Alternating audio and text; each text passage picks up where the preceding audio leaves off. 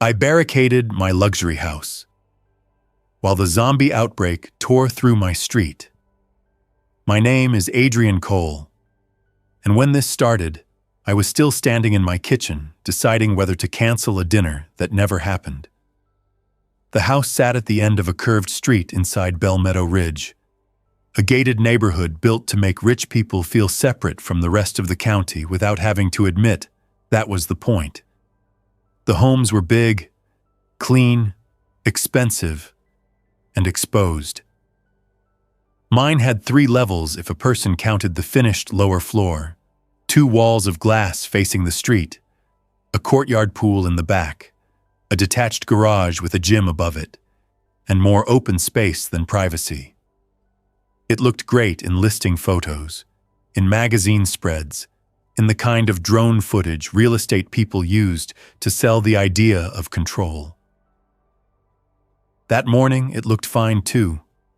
Polished stone at the entry, black steel doors, trimmed hedges, a fountain in the circle drive, and not one part of it built for what was coming. I had woken up late, gone downstairs in house shoes, and found Marta in the pantry with her phone in one hand and a half-unpacked grocery order at her feet. She had worked for me almost 4 years. She never stood still in that kitchen. That morning she did. She kept staring at a video on her screen and then up at me and then back down again. I asked what was wrong. She said her sister's son was at North Fulton Medical. She said the emergency room was locked down. She said a man had bitten a nurse and 3 people in the waiting area had rushed the exit doors at once.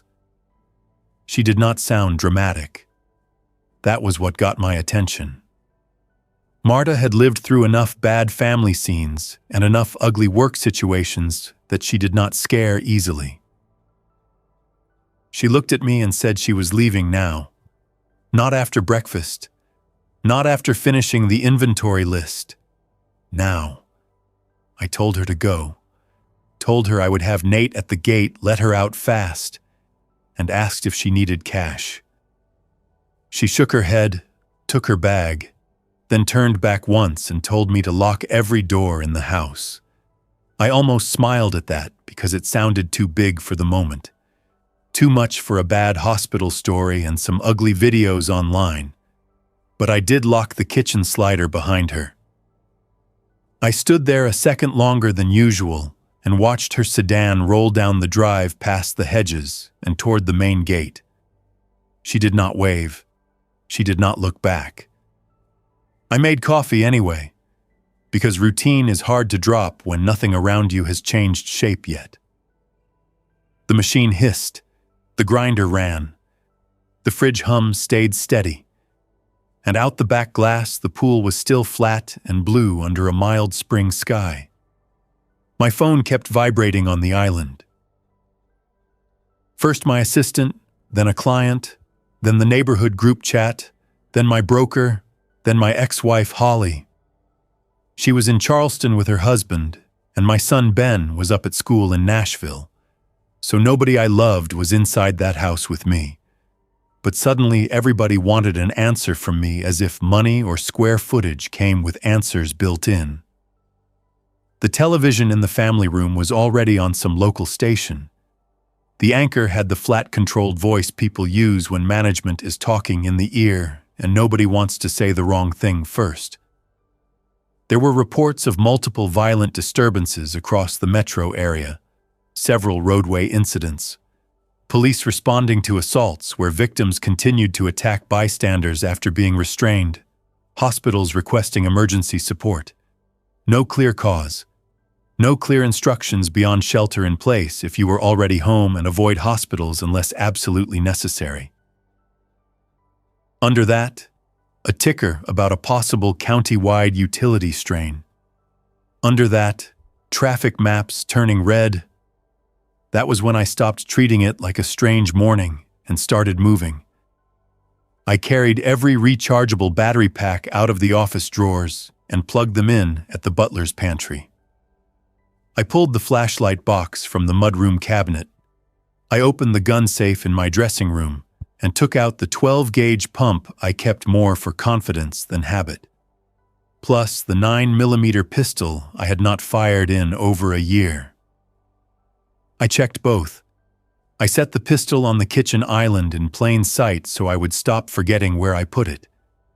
Then I started filling things: bathtubs, deep sinks, stock pots, pitchers, empty wine bottles, anything that would hold water. It felt excessive after the first 10 minutes, then reasonable after the next 10, then not nearly enough after that. The first real sign on my street came from the front upstairs office, not from the news. Bellmeadow Ridge had one main gate, one service gate for landscaping crews and deliveries, and a private patrol contracted through a local security company that mostly handled package theft complaints and late-night teenagers at the clubhouse.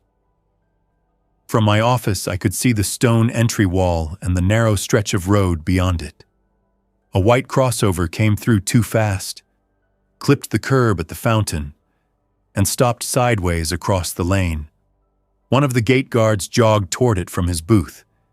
He was young, named Dennis, former Marine according to the little brochure the security company handed out at last year's safety meeting. He reached the driver's side and leaned in. Then he jerked back so hard he hit the side mirror. The driver came out after him. I remember that clearly because she did not stumble. She moved straight toward him. She had blood on the front of her blouse, not sprayed everywhere, just soaked in from the collar down. Dennis put one hand up, maybe telling her to stop, maybe trying to calm her. She grabbed his shirt, drove him backward against the fountain edge, and bit into the side of his neck before he could get his arm between them. I stepped away from the window so fast I hit the desk with my thigh and sent a stack of closing documents onto the floor. That was the first time I understood the videos were not just panic clips chopped together for attention. I did not stand there questioning what I had seen. I did not wait for the news to catch up. I went downstairs at once and started locking the house down for real. My place had motorized exterior shutters on the rear glass wall and a few storm panels stored in the garage for the smaller windows. It was the sort of feature that sounded practical during construction meetings and then lived its real life as an expensive selling point. The control screen for the shutters sat inside the utility cabinet by the breakfast nook. I hit the command for all lower-level rear shutters. 2 came down smooth over the kitchen sliders and the den windows. 1 stopped halfway over the dining room glass and threw an error code I had never seen. I tried again. Same result. Metal slats hanging there with a 3-foot gap under them. I grabbed the house manual from the drawer where my builder insisted it belonged and flipped pages I had never read. Manual override required power isolation and a crank tool stored in the garage hardware locker. The garage was detached across a short covered walkway and opened to the side drive through 2 wide glass panel doors.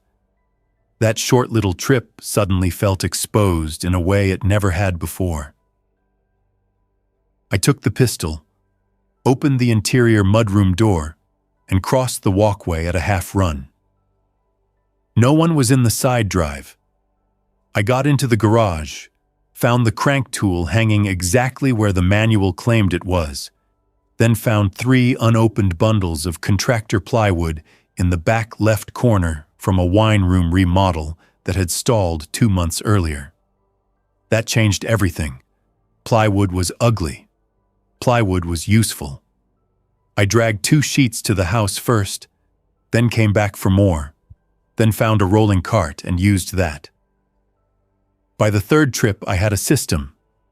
Through the mudroom, stack against the pantry wall, back across the walkway, next load, no wasted motion.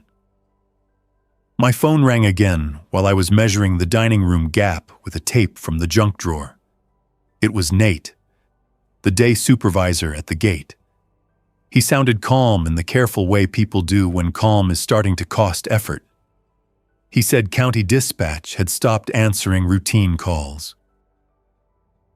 He said one of his men was down and another had left the post in a resident's SUV after his wife stopped answering her phone.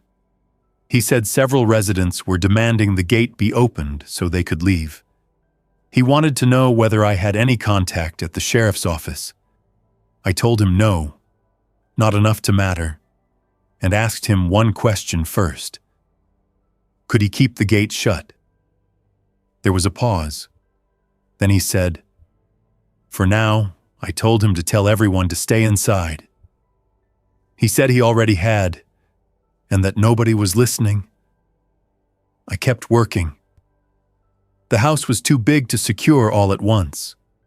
That became obvious within half an hour. There were front windows tall enough to stage a piano in front of, clear-story glass over the main stair, a wall of panels along the living room facing the street, 4 exterior doors on the main level, 2 more on the lower floor, and decorative courtyard access points that looked impressive when the landscape lights were on and ridiculous now. So I stopped thinking about the whole house and picked a zone. Kitchen, pantry, mudroom, downstairs guest suite, laundry, powder room, garage walkway. That gave me water, food, cleaning supplies, a washer sink, 1 bedroom with blackout drapes, and the shortest path to tools and my vehicle. Everything else could become dead space. I screwed the first plywood sheets over the dining room gap from the inside, drill whining in the quiet house so loud it seemed to carry out into the street. I hated the noise, but there was no silent version of the job. After that, I moved to the narrow side windows by the breakfast room, then the lower panes by the mudroom bench. I left the big front glass untouched because I could not cover it in time, and because the view mattered. I needed to see the street if the street was about to come inside. Around noon, the neighborhood lost its shape. Cars started arriving at the gate too fast, stopping wrong, backing up into each other. Residents got out and ran between vehicles with phones in their hands. Dennis was gone from the fountain. I do not know who moved him. Nate stood in the road with one arm out, trying to keep cars from piling into the entry lane. A man from the house across the circle, Gerald Burke, got out of his black Range Rover and started shouting at him. I could not hear every word through the glass, but I caught enough. "Open the gate. My wife is at St. Luke's. You work for us." Nate kept pointing back toward the houses. Then another resident came from the other side on foot, no shoes, white robe open at the chest, face covered in blood that did not all belong to him. Gerald turned first because he heard the woman screaming from the SUV behind him. The man in the robe reached him before anyone else moved. Both of them went down near the fountain. A second guard ran in. A third resident reversed straight into the stone wall, trying to get away. The whole front entrance became one moving knot of doors slamming, people falling, engines revving, someone leaning on a horn and never taking a hand off it. I backed away from the office window and shut the room door, even though that changed nothing. The group chat turned useless after that. One woman said she had someone trying to get in through her patio. Another man insisted this was a riot spilling over from outside the neighborhood, and everyone needed to arm up at the clubhouse. The HOA president kept typing in full sentences about staying calm and waiting for official communication until his messages stopped altogether. Then residents started sending clips from home cameras, front walks, garages, driveways, men and women moving wrong or too fast or not reacting when hit. A child crying in one video, a dog barking itself raw in another. I muted the thread and left it open only for names and locations. My son called. I answered with a dusty hand still wrapped around the drill. Ben did not waste time on greetings. He said campus police had locked his dorm building. He said a girl on the 3rd floor had attacked her roommate. He asked if he should try to get to his car. I told him no. Stay inside. Lock the door. Fill everything with water. Use furniture if he had to. And do not open for anyone unless he knew exactly who was on the other side and what condition that person was in. I heard him breathing through his teeth while he looked for a pen. He wrote it down. That bothered me more than if he had argued. It made him sound younger, a boy taking instructions again. He asked if I was safe. I said yes because at that moment I still believed the house could do the work for me. Then the power flickered. It came back once, dropped again, came back weaker with half the recessed lights failing to respond, then settled into that unstable, dim state that always means the grid is already on its knees. I shut off everything I could from the panel submenus: pool heat, theater room, upstairs climate zones, decorative exterior lighting, wine room coolers, guest house power, elevator, every piece of quiet luxury that suddenly looked obscene on a screen. I wanted the well pump, refrigeration, communications, garage doors if possible. The Smart House app froze twice and threw devices offline at random. I ended up doing half of it from breaker panels with a flashlight clamped in my teeth. By early afternoon, I had sweat through my shirt, tracked sawdust over polished concrete, and turned my own kitchen into a staging area. Bottled water cases from the pantry were lined under the island. Dry goods were stacked by category: crackers, rice, canned soups, protein bars from the gym fridge, 5-pound bags of dog food left from when Holly's lab stayed here over the holidays, even though there was no dog in the house anymore. I laughed once at that, not because it was funny, because expensive houses teach you to forget what is stored inside them. There was more wine than medicine, more imported olive oil than batteries, 6 kinds of sea salt, 1 decent first aid kit, and a prescription bottle of antibiotics from a fishing trip in Belize 2 years earlier. I was hauling linens from the upstairs closets to cover interior glass when I heard the first impact at my own front doors. Not a full strike, not somebody throwing himself into them, more a loose, heavy hit. I froze on the landing and listened. 10 seconds, maybe 15, then another. I moved up the stair again first, stupid instinct, wanting height before information. From the 2nd floor hall, I could see down through the front atrium, glazing to the entry court below. Dennis was out there, or what had been Dennis. His uniform shirt was torn open at one shoulder and black with drying blood. His head was angled wrong to one side, but he was still on his feet. He had wandered up from the gate and found my front steps. He was hitting one palm against the steel and glass entry door every few seconds with no rhythm at all. Not trying the handle, not backing up, just striking the same spot again and again until the heel of his hand left a smear. I stayed there longer than I should have, looking down at him from the upper hall and trying to fit that shape into the man who had handed visiting passes to my broker just last week. Then I moved. I went downstairs, killed the front foyer lights, pulled the decorative runner from the hall, and taped it over the side light window beside the entry with shipping tape from the pantry. After that, I dragged the narrow marble console table behind the front door. It would not stop much, but it made me feel less exposed while he kept hitting the glass. By then the street was no longer quiet enough to pretend help was close. The neighborhood had been designed around appearance.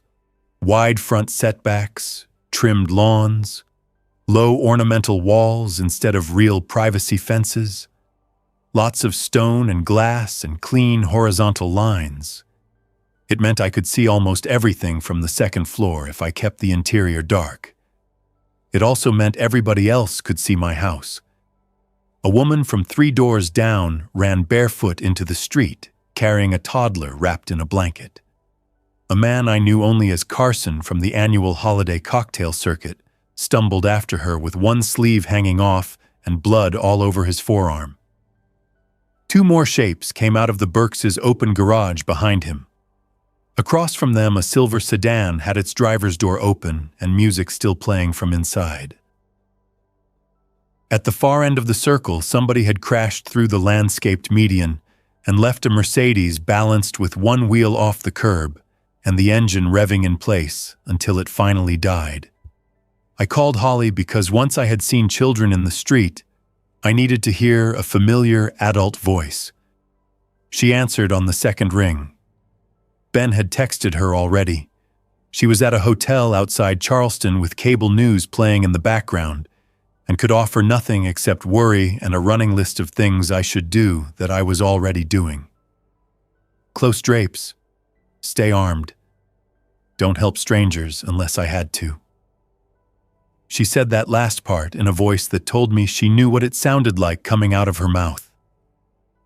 I looked out the upper hall window at the toddler in the blanket now sitting alone on a neighbor's front walk, while the woman who carried him struggled with her own front door and something else moved up behind her from the street.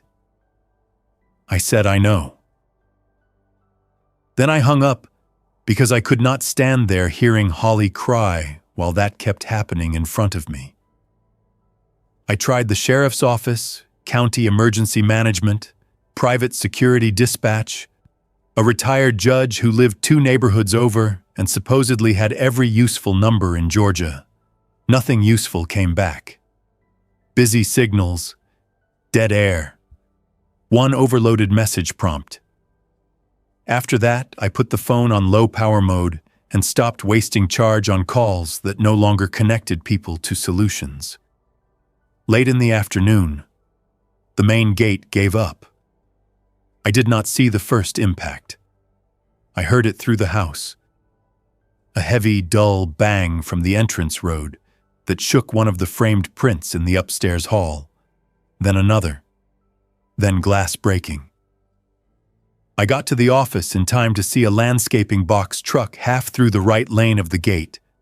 Grill caved in, security arm folded under the bumper. It reversed a little, surged again, and finished the job. The gate leaf bent inward, and the stone column beside the booth shed a chunk down into the road. The truck doors opened at once. 2 men got out. One carried a pry bar. The other had a bandage around one hand already soaked through. Neither looked interested in living inside the neighborhood. They went straight for the gate booth. A third man came around the back of the truck with a woman behind him. He was limping. She was moving too quickly for the way her head hung. By the time the men noticed her, she was on one of them. The other ran. More people came through the broken gate after that, some running from outside, some chasing, some just wandering in because an opening had appeared, and human beings move through openings even when sense says no. My street changed after the gate broke. Up until then, it was a contained failure. After that, it became part of everything else. I quit checking the office every minute because the view had turned into a trap of its own. Each time I looked, I lost time and gained nothing except another thing I could not fix. I blacked out the room with 2 cashmere throws from the upstairs den and left only a narrow slit between them. Then I went back to work in the kitchen wing. I moved the dining chairs into the hall to create noise obstacles. I screwed the pantry door shut in the open position so it could not accidentally swing closed behind me. I filled every cooler in the garage with packaged food and ice from the deep freezer. I carried one mattress downstairs and leaned it against the inner glass wall facing the courtyard. I used thick area rugs over the lower stair balustrade openings because the house had been designed to let sight lines travel from one end to the other, and I wanted to break that up. Every room I passed through taught me something new about how stupid the place was for survival. Sightlines, echoes, glass, long corridors with no hard cover. Decorative lighting niches that created shadows I could not read properly. Interior balconies overlooking open voids. A chef's kitchen with 6 burners and almost no canned staples. Around sunset, somebody knocked on the mudroom door and said my name. I had already killed all lights on that side and was moving by flashlight under a dish towel to keep the beam low. When I heard the knock, I crouched behind the laundry counter with the pistol and did not answer. The knock came again. Then a woman's voice, hoarse, breathless, saying, "Adrian, Adrian, please." It took me a second to place it. Rachel Ingram, from 2 houses up. Divorced, worked in commercial real estate, lived with her 9-year-old daughter part-time, and a French bulldog that hated everyone. We had shared wine on patios and made polite promises to have dinner and never did. Hearing her outside my service door at the end of the world sounded wrong in a way I still cannot put cleanly into words. I went to the side camera tablet first. The feed stuttered twice before it came up. Rachel stood in the pool of dark beside the mudroom steps, hair half out of its clip, one sleeve torn, no child with her. Her face was wet but clean. Her left hand held a carving knife. Her right kept lifting toward the door and stopping short. She looked over her shoulder every 2 seconds at the side drive. I did not see blood on her. I did not see anyone behind her. I still did not open. I asked where Emma was. She said with her mother in Buckhead, "Thank God, thank God." And then she started crying in those short, angry bursts people make when crying feels humiliating and useful at the same time. She said her ex had tried to come get some paperwork from the house after lunch and had arrived already sick. She locked him in the powder room. He got out. She ran. She saw my shutters and figured I might still be here. I told her to step into the camera light and turn around slowly. She did it without arguing, no bites that I could see. Blood only on the torn sleeve and a little on one knee. I asked where the blood came from. She said her ex grabbed her, and she hit him with the knife and ran. I led her into the mudroom and locked it again behind her. The first thing I did was make her wash her hands and face in the utility sink while I watched. The second thing I did was take the knife and set it on the dryer. The third thing I did was ask her exactly where she had been touched. She rolled up the torn sleeve, bruising along the upper arm, skin unbroken, a scrape on the knee. That was it. I gave her a clean t-shirt from a charity golf event drawer and told her to change in the laundry room while I checked the side cameras again.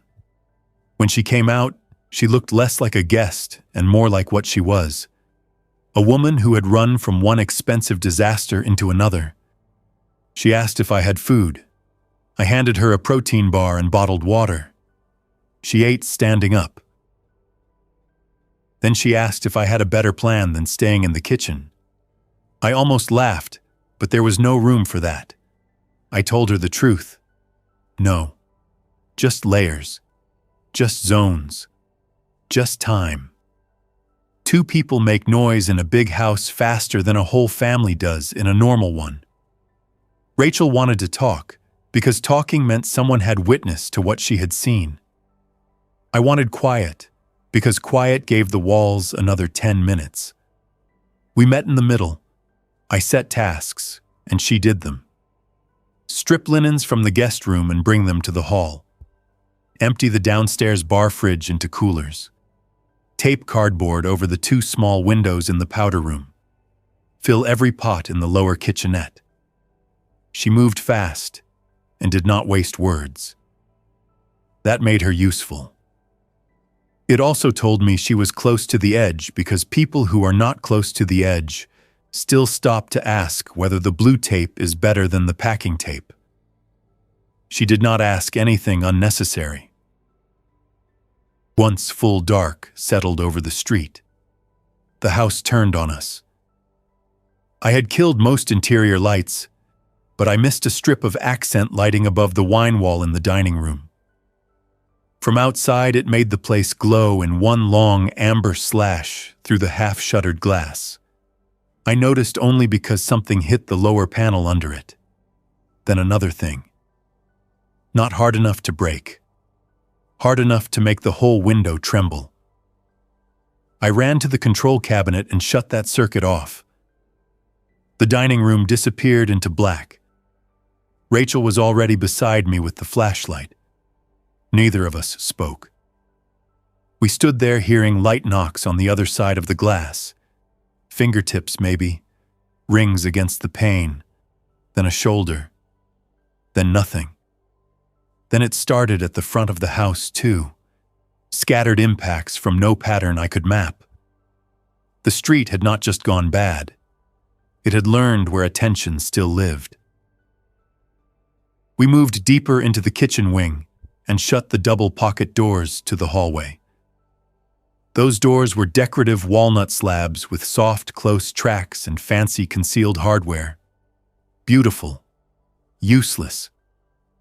I shoved the butcher block prep table against them anyway and stacked cases of water under the handle edge to make the doors harder to force open.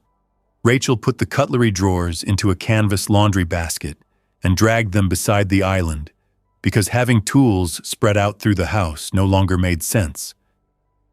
I checked the lower cameras one by one. Front steps. Dennis still there, on and off. Side drive, empty. Courtyard. One figure at the pool gate tugging without understanding the latch. Rear lawn. 3 shapes moving between the chaise lounges. The worst feed was the front circle. Cars abandoned at odd angles. A sprinkler line broken and spraying into the dark. One porch light blinking at the house across from mine because the power on that circuit was dying and recovering and dying again. The generator kicked on around 9 with a hard thump from the side yard that made Rachel flinch and made me curse out loud. I had forgotten the automatic transfer. The whole emergency system came online at once. Not full house power, but enough. Exterior soffit lights. Hallway sconces I thought I had killed. Path lights by the pool. The place lit up for maybe 6 seconds before I got to the panel and cut the generator breaker manually. In those 6 seconds, the house announced itself to the entire street. We heard the response right away. Movement outside. Faster impacts on the front glass. One long scraping sound along the dining room wall where somebody or something dragged a hand across the exterior stone. After that, we went fully dark except for flashlights under blankets and the small screen glow of the camera tablet. Somewhere near midnight, a gunshot cracked from 2 houses down, then another, then 5 or 6 in quick succession. Not wild firing, deliberate. A pause followed, then one scream, then nothing. Rachel sat on the pantry floor with both hands over her mouth and stared at me from across the narrow beam of the flashlight. I did not say it would be okay because I had no evidence for that, and because false language is worse than silence once a person has seen enough. I handed her the battery radio instead. Static, then a station, then static again.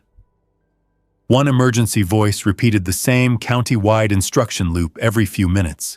Shelter in place. Avoid contact with symptomatic persons. Emergency services delayed. Conserve water. No mention of rescue. No time frame. No fix.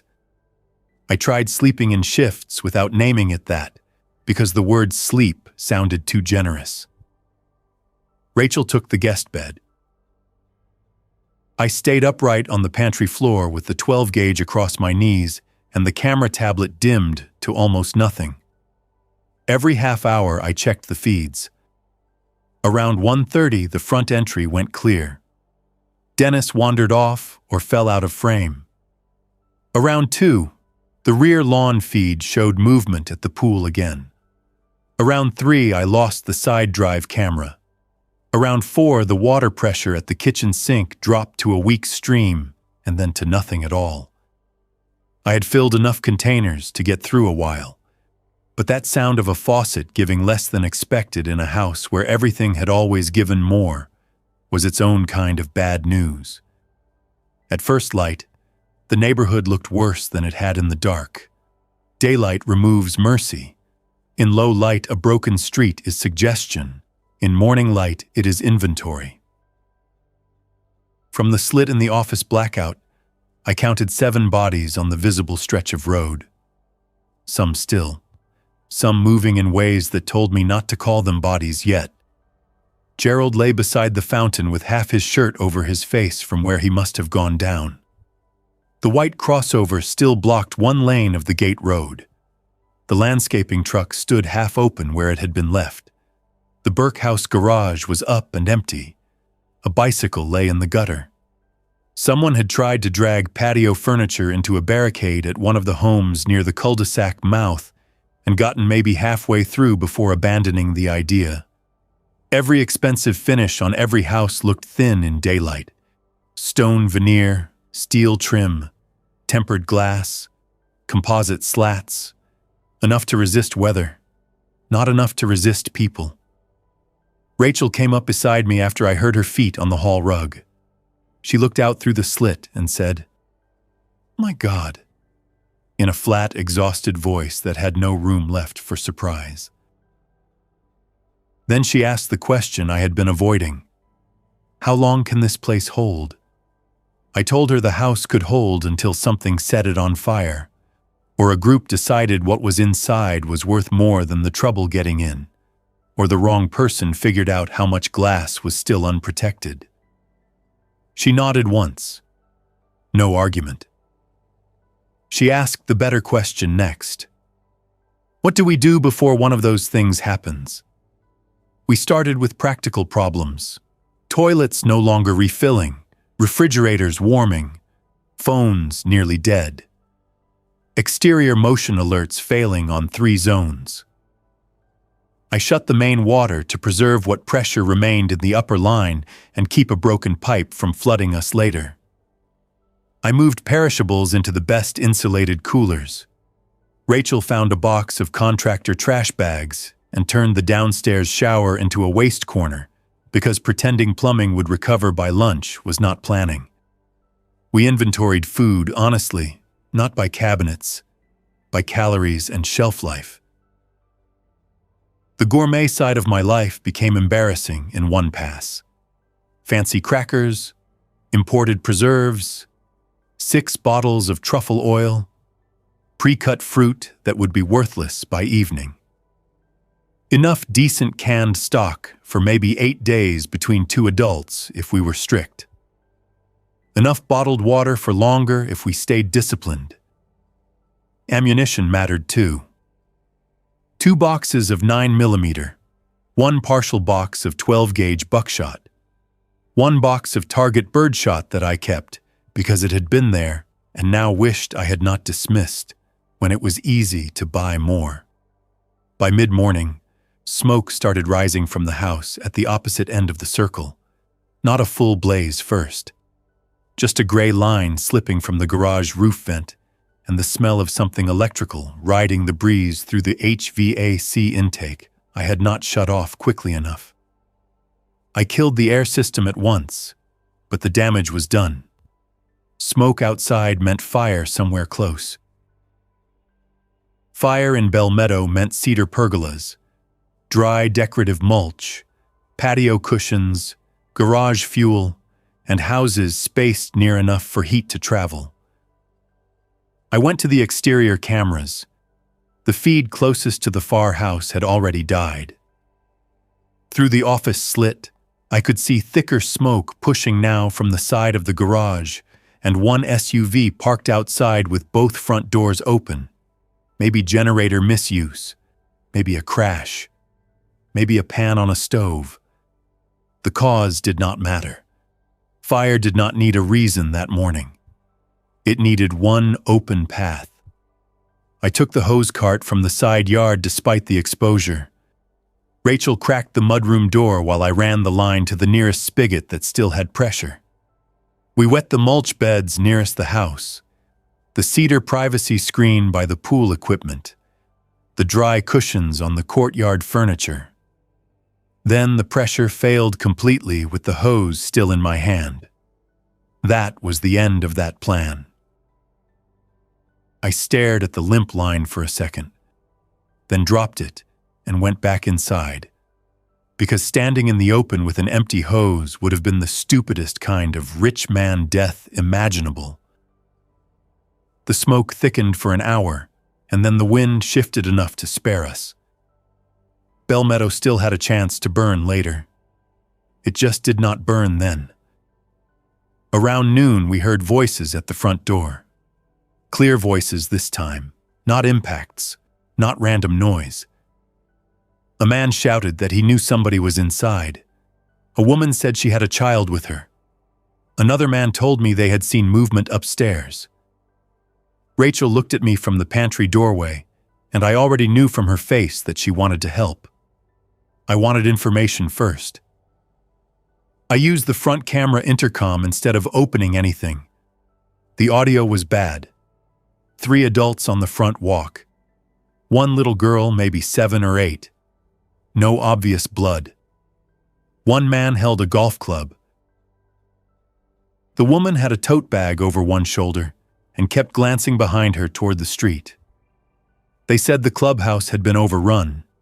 They said a group was trying to hold the maintenance building near the rear trail entrance. They wanted water and batteries and directions. I believed part of that, maybe most of it. Belief did not unlock the door.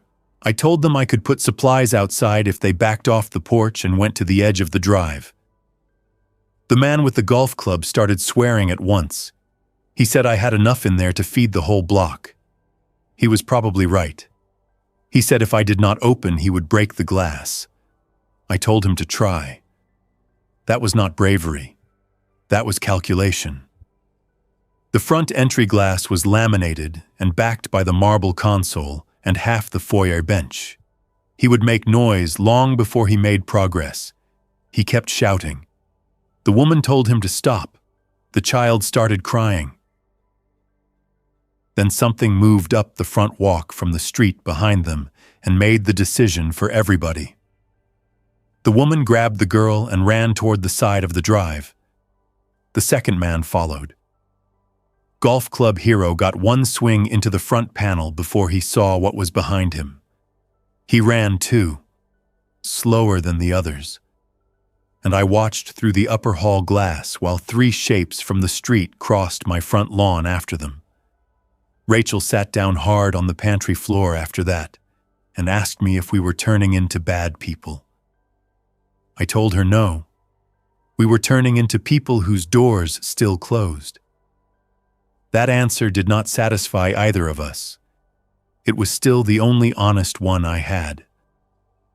The second night started earlier because the house kept losing parts of itself. One upstairs battery backup for the alarm began chirping every 40 seconds. It took me 15 minutes to find it because the sound bounced through the open stairwell and stone walls. One of the rear shutters jammed halfway and had to be braced with a dining chair wedged under the lower slat. The lower-level media room smell went sour when the freezer there finally lost its last cold. Something was in the wall near the wine room. Maybe an animal disturbed by all the noise outside, scratching once in a while and stopping before I could pin it down. Every luxury feature had become one more system I needed to chase or silence or ignore.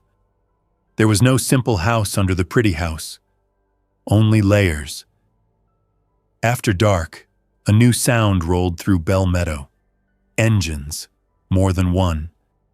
Not fast, but deliberate. I went to the slit at the office and caught headlights moving between houses near the broken gate, then cutting off. Vehicles creeping in without drawing attention. That was worse than random survivors. Random survivors make bad choices in bursts. Organized men make plans. A few minutes later, I saw flashlights, not sweeping wildly. Controlled beams low to the ground. Looters. Maybe armed. Maybe locals. Maybe men from outside who understood exactly what a neighborhood like mine stored behind its kitchen islands and walk-in closets. I brought Rachel into the office one at a time behind the blackout and showed her. She nodded once and said, "We need a smaller place." She was right. The kitchen wing had been our plan against the street. It was not good enough against men who might test doors and listen for movement. We needed thicker walls and fewer approach angles. The best option in the house was the wine cellar behind the dining room. Below grade on 3 sides, insulated door, no windows, climate sealed.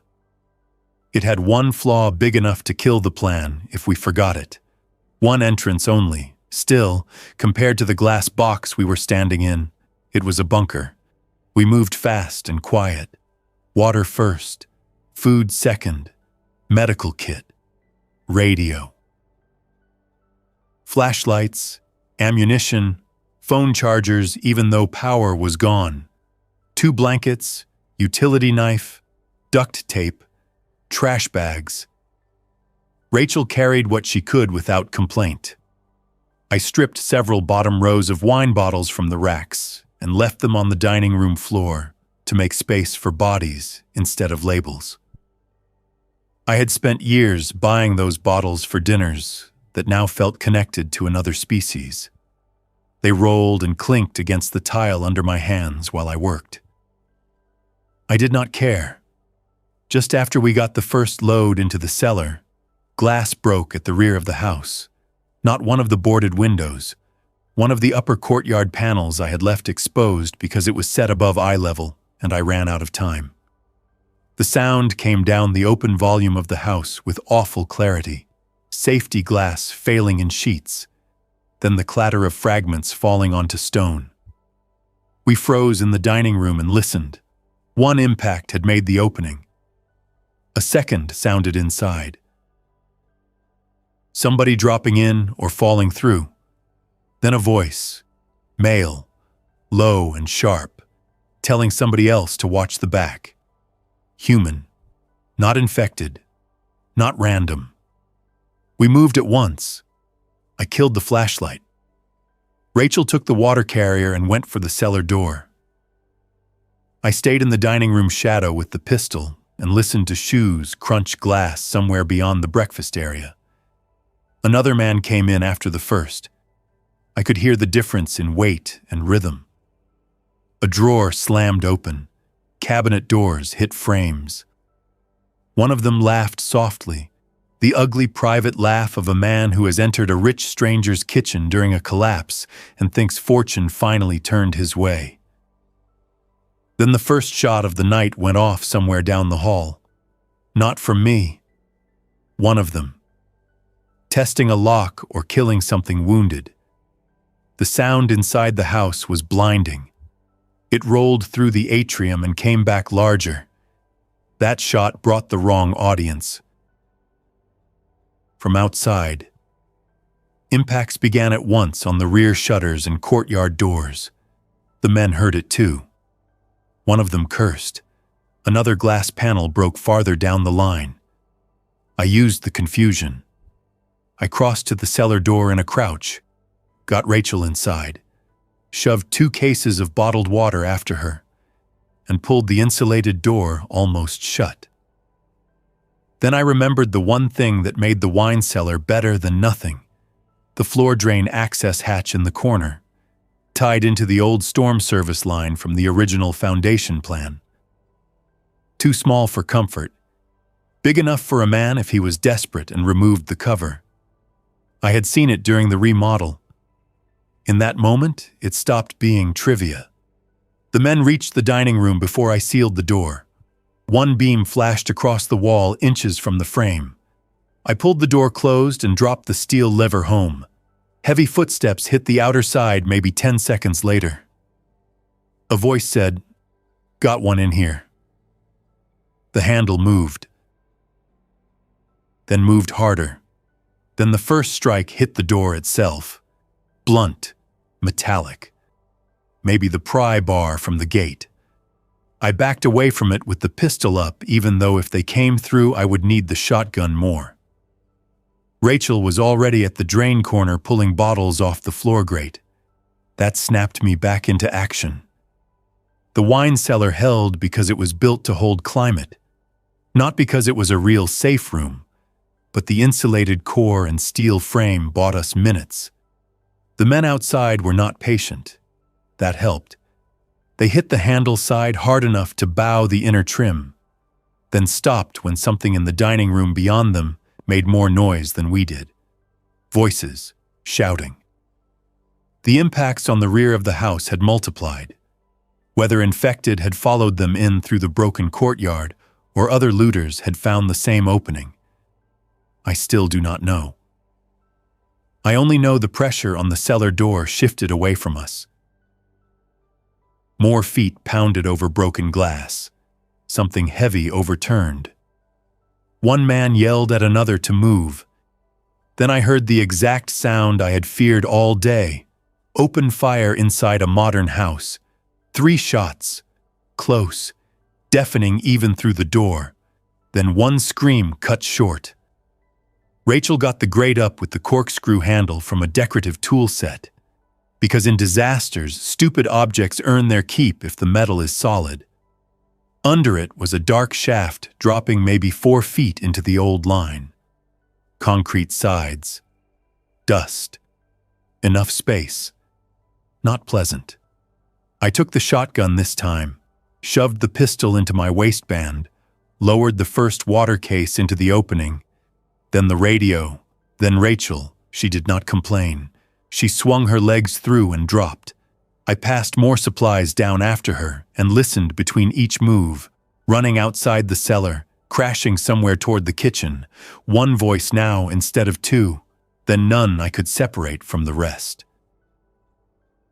When I finally dropped into the drain line and pulled the grate mostly back over the opening from below, I left the cellar, my kitchen, my house. All of it to whatever had come through the rear glass. There was no final look, no graceful exit. Just a narrow, concrete service line smelling of damp dust and spilled wine, with my shoulder scraping one wall and Rachel moving ahead on hands and knees in the dark. The storm line ran under the lower terrace and out toward the rear drainage easement behind the property walls. I knew that only because the remodel plans were still rolled in a tube in my office, and I had studied them once during an argument with the contractor. The line was not meant for people. There were roots in one section, a bend so tight I had to push the shotgun ahead and go sideways through it, and a low point holding cold, foul water that soaked both knees and one hand. But it led away from the center of the trap, and that was enough. Above us, through concrete and soil, I could still hear pieces of the house failing one room at a time. Glass, something large falling, another shot, then nothing clear. We came out behind the rear retaining wall through an access grate half hidden in azalea beds that backed onto the shared drainage strip between Bell Meadow and the unfinished phase of the development beyond it. Night air hit my face, and for one stupid second, I just stayed crouched there under the shrubs, looking back toward the property line where my house stood invisible behind stone and landscaping and expensive lighting that no longer worked. Smoke hung over part of the street from the earlier fire. Somewhere farther off, a car alarm started and kept going. Rachel crawled clear first and rolled onto the wet ground beside the ditch. I handed the supplies out after her and dragged the grate back into place as best I could. From that side of the wall, the neighborhood looked even more absurd. All those houses had been built with their backs half turned to the land behind them, because the view that mattered was the one guests saw from the street. So there we were, two dirty people in torn clothes crouched behind $10 million facades, looking at the narrow service space the planners never wanted visible in brochures. Retaining walls, drainage stone, utility boxes, fence gaps, the real skeleton of the place. It was the safest part of Bell Meadow because nobody had paid to admire it. We moved along the drainage strip in the dark, with one flashlight on low under my hand. No talking beyond what mattered. Step there, stop, wait. Under the fence, around the utility box. The unfinished phase beyond Bell Meadow had only graded roads and two framed homes without windows yet. That emptiness looked better than shelter. It meant less glass, fewer blind interior corners, and no reason for looters to linger. At the rear maintenance lane, we found an abandoned contractor pickup, with the keys still in the cup holder and half a tank on the gauge. I almost expected gratitude when it started. What I felt instead was a flat, hard sense of math finally working in my favor after a full day of bad numbers. Rachel asked where we were going. I told her to the county water plant access road first, then maybe farther north if it was open. Maybe to the maintenance building that woman had mentioned at my front door if it still existed. Maybe nowhere fixed at all. I did not dress it up. The house was gone to me whether it still stood by morning or not. That was enough truth for one answer. We drove the pickup through the unfinished phase without headlights until we reached the service road out to the county line. From there, I looked back once through the gap in the trees. I could see the upper edge of my roofline over Bell Meadow and the faint shape of the front glass catching firelight from somewhere on the street. Not my fire, maybe. Somebody else's. It still painted the house in a way that made it look inhabited, expensive, worth entering. That place had been built to impress people from the curb, to make a man feel protected by finish and square footage, and the fact that staff handled anything unpleasant before it reached the master suite. Once the world outside stopped respecting appearances, the house turned stupid all at once. Too visible, too open, too dependent on power and quiet, and the idea that trouble waits at the gate for permission.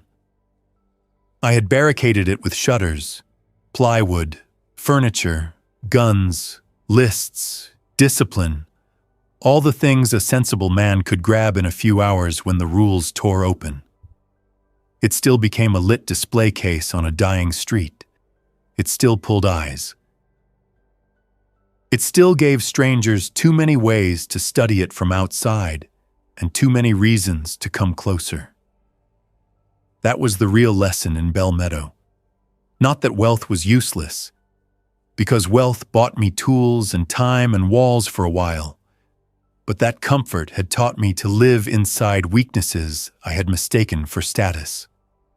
Long sight lines, glass walls, big empty rooms, multiple entries, systems that needed apps, convenience stocked instead of survival stocked, a house meant for parties, photographs, and one-way service from invisible workers. The collapse did not have to do much. It only had to remove the people and systems that usually covered the house's flaws. The road out was dark and mostly empty when we finally pulled away for good. Just the pickup engine, gravel under the tires, and the first weak gray of morning starting to cut the sky behind us. Rachel sat with the radio in her lap and the shotgun between her knees and did not say anything for a long time. I was glad for that. There was nothing smart left to say. Bell Meadow Ridge had been a clean, quiet street when I woke up. By the time the next day arrived, it was a stripped-out corridor of broken doors, abandoned vehicles, smoke, and houses too proud of their own faces to hide the fact that they were never meant to survive anything real. That was the day I learned a luxury house can keep weather out, can keep noise down, can keep a man comfortable enough to believe he is prepared, and still be one of the worst places in the world to stay when the dead start moving through your street. I did not lose that house when the glass broke. I lost it the moment the world stopped pretending it was a home and showed me what it really was. A bright, expensive trap, built for admiration, not survival.